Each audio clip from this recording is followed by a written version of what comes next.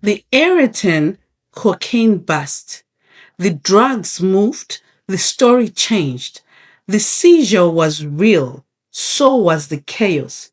The big question, this is no longer about the drugs. The drugs are just an exhibit. And besides, Brigadier General Flynn and Colonel Sibole stepped in just in time to preserve the exhibits. This is the story of the network. Who knew about the shipment? Who followed it? Who controlled the informer? Who controlled the crime scene? Who changed the direction of the investigation? Who benefited when the story changed? The cocaine moved from Durban all the way to Gauteng.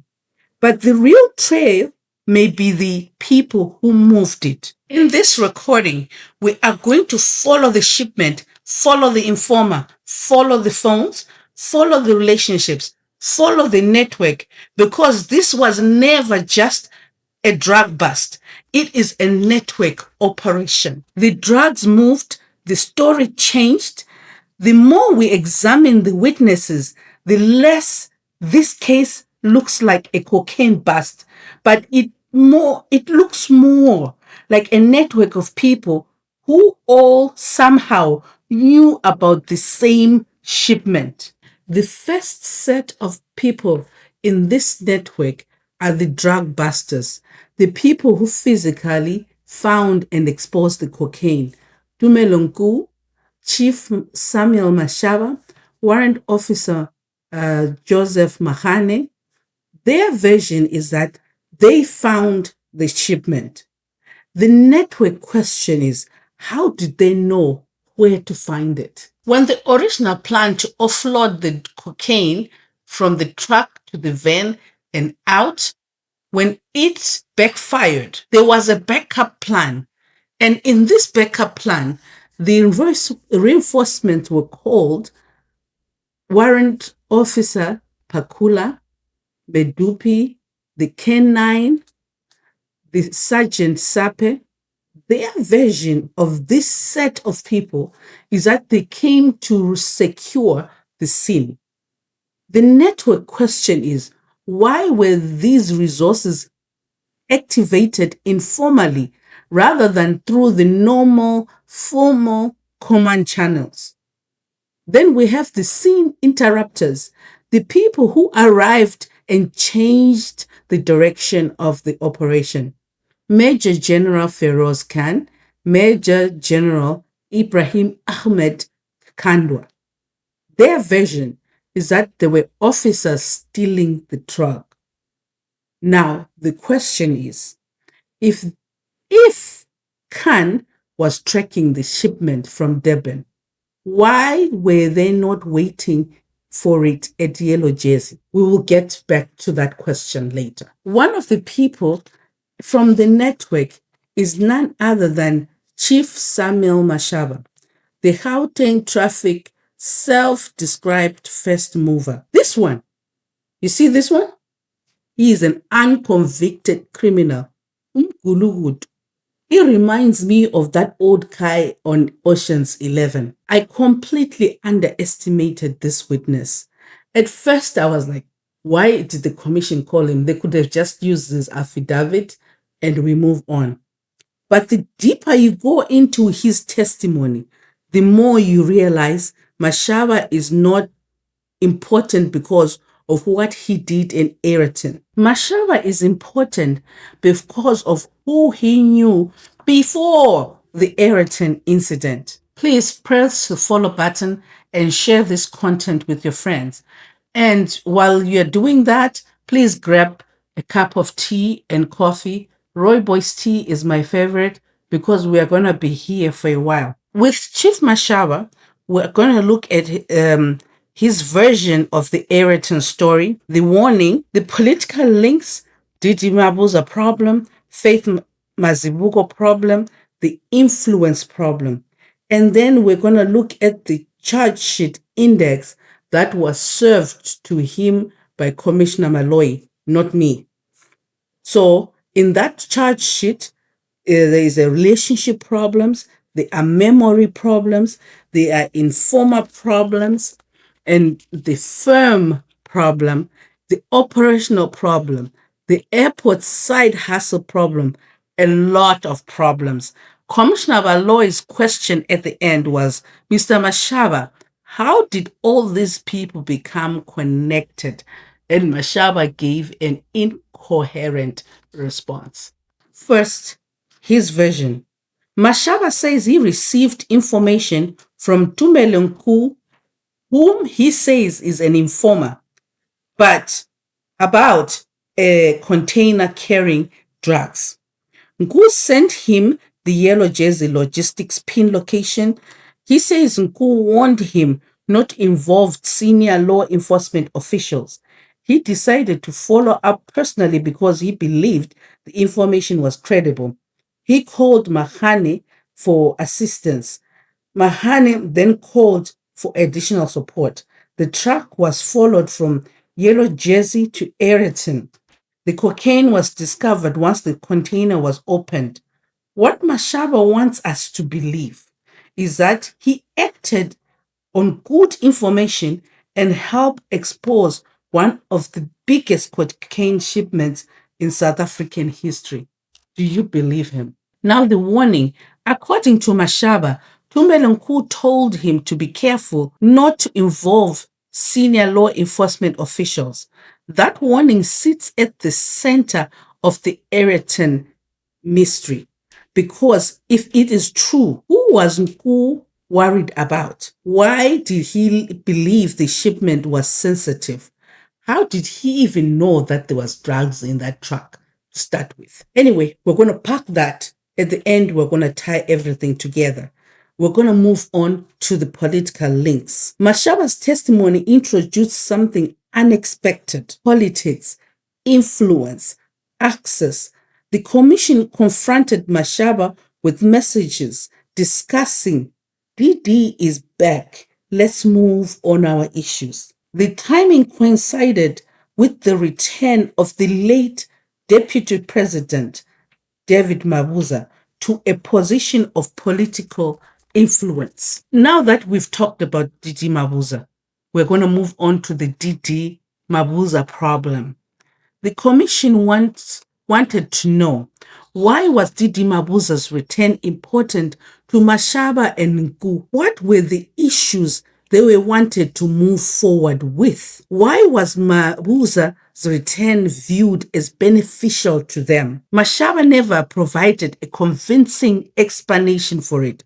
What he wants us to believe is that it was just an innocent conversation. It is becoming increasingly difficult to ignore that the late Deputy President David Mabuza was deeply embedded in organized crime. He was mentioned in Sergeant Nkosi's testimony, and then we let that slide. Apparently, one of his nephews is involved in gun deals. Now it looks like Tumelo Nku is also one of his nephews. All of them are ANC members in good standing. Remember that when we're going to elections. We move on to the Faith Mazibuko problem. The commission also confronted Mashaba with messages referring to Faith Mazibuko, MMC, and that they need to look after Faith. At the time, Mazibuko had been appointed the MEC of Community Safety. Mashaba's messages suggest that her appointment was good news to them, and it was beneficial to him personally as Mashaba. Something worth discussing with Nku.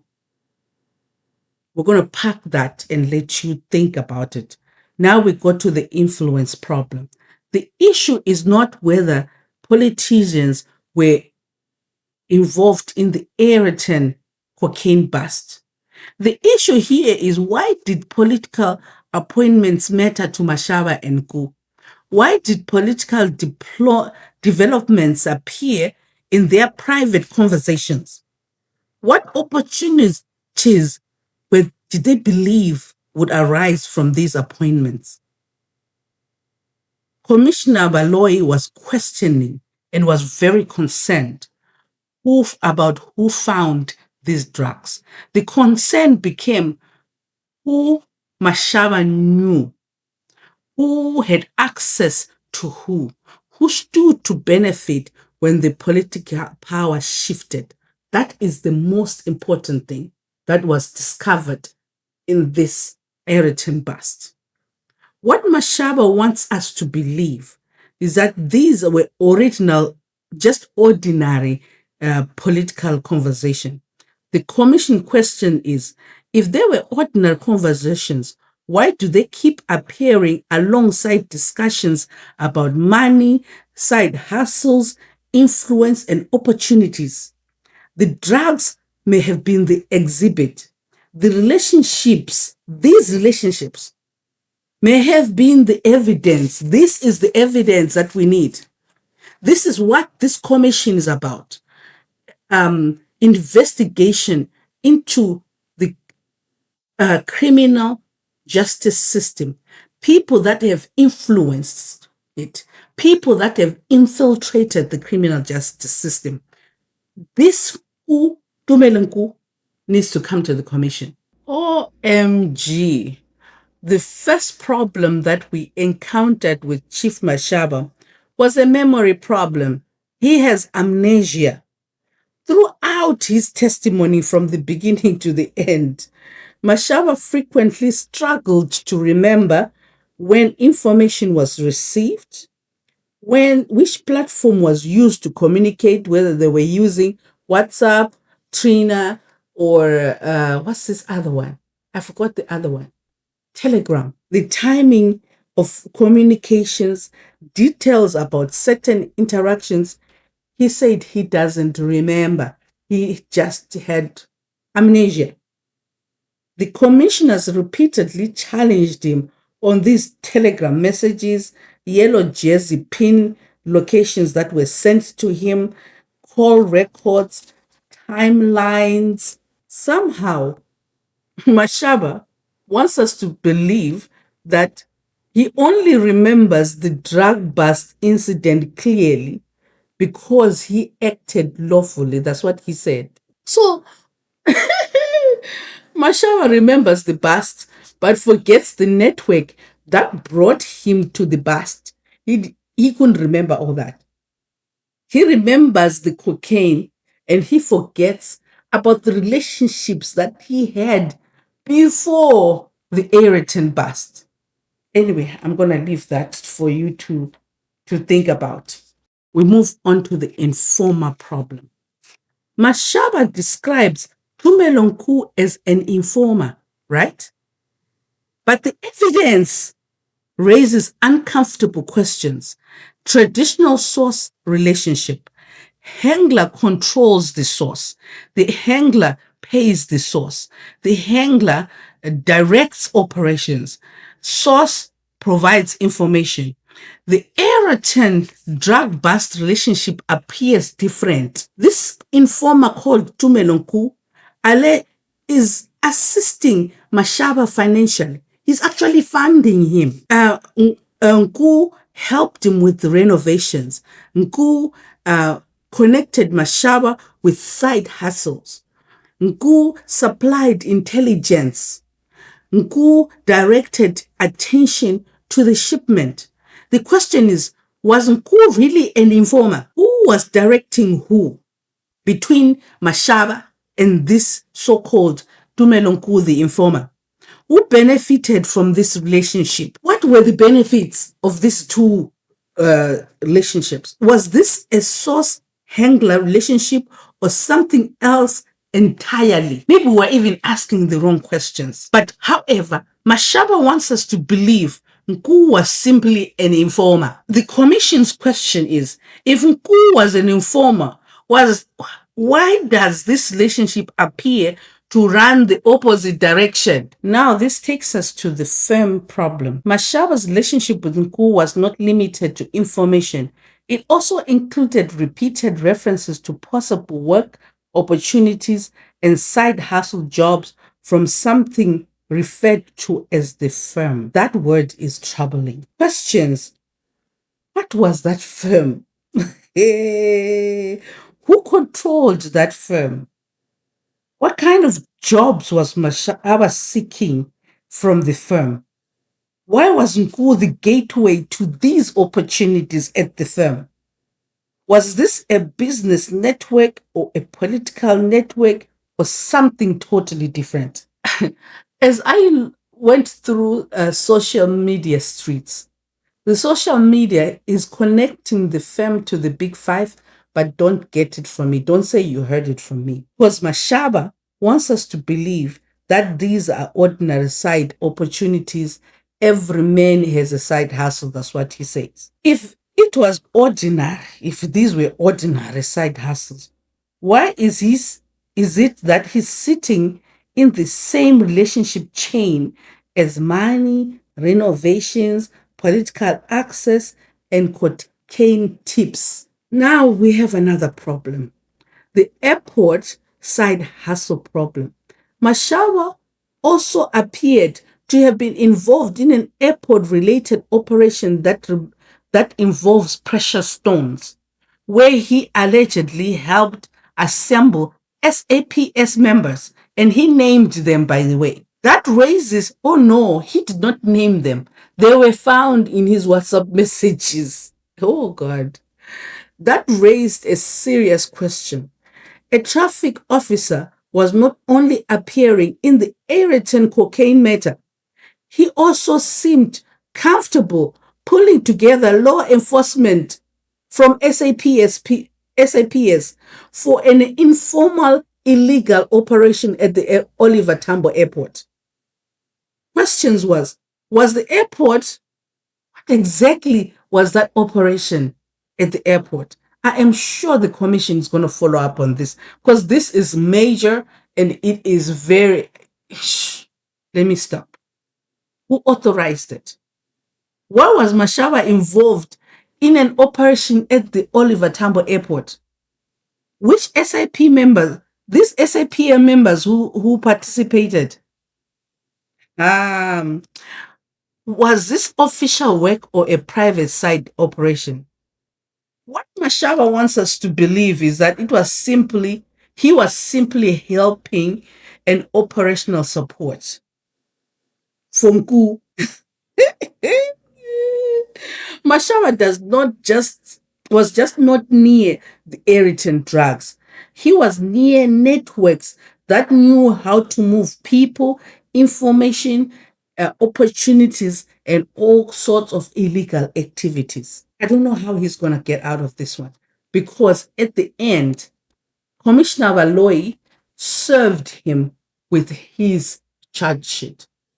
Here it is. So from the evidence, we know now that you and Mr. Nku were involved in numerous transactions, activities. We know about the airport activities. We know about Aeroton, so quite a number of transactions. We know from the evidence that so you can make a mental note of this if you want, but I have to list them, and I list them mindful that you have quite a number of times said I speak long, but unfortunately I have to do this with you. I have to give you my list. So and that this time, sorry to cut, and this time I want to comment. Yes, that's fine. You'll have the opportunity. So we know that, so let me start.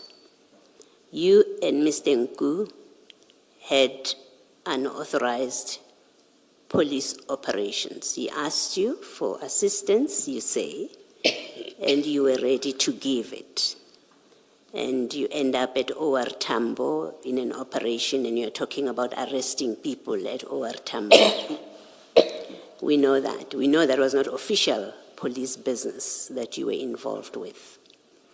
But from that, we also know that you involved other police officers in those activities, and that they were paid by Mr. Nku for whatever they were doing for him at the airport where they were stationed, using their positions as SAPS members.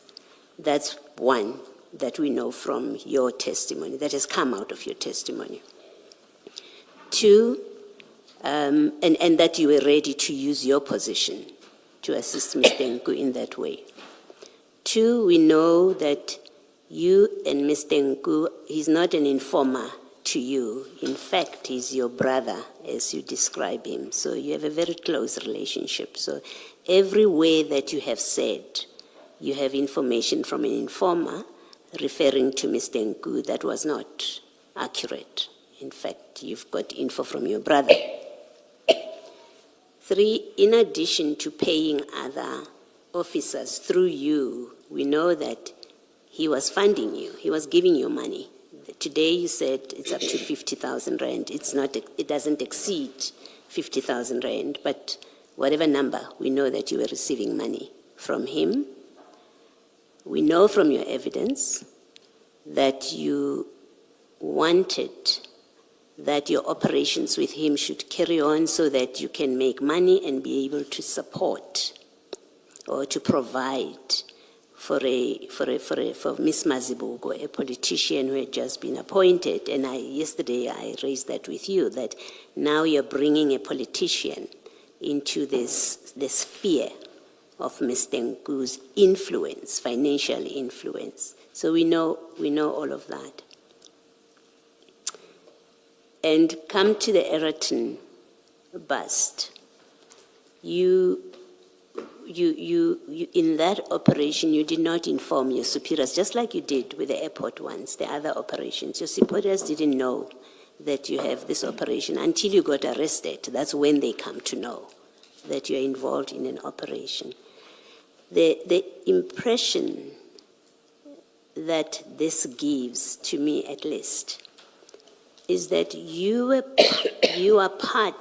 let me make it present, that you are in fact part of a network with Mr. Nku, at the very least just Mr. Nku. But we've seen that Mr. Nku deals with others as well, where your information is forwarded to others, your messages and their messages, they come to you, they tell you someone didn't get on the flight at Amsterdam and all of that. So you were part, I put to you for your comment, that the appearances here is you were part of a criminal network, and you may possibly still be part of a criminal network that is involved in off-the-books, in fact, let me not call it off-the-books subs operations, because it's as if it is subs operations. You are involved in unlawful activities, you personally,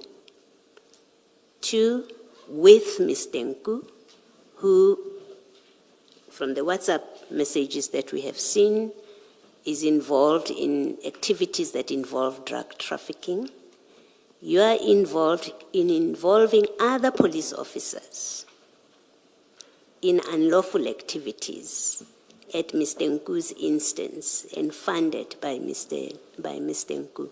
All of that, I want to say to you, suggests or gives appearances that you are part of a criminal network, or a network of criminals who deal in illegal activities that include drug trafficking, that include arrests of people without proper authorization. At the airport, you wanted to arrest Kensani. That includes spying on people's vehicles. That includes you inquiring with investigating officers about exhibits because Mr. Nku wants that. It places you very badly as being involved in a criminal network. And I would like you to comment. That's the impression I have right now, having listened to the evidence.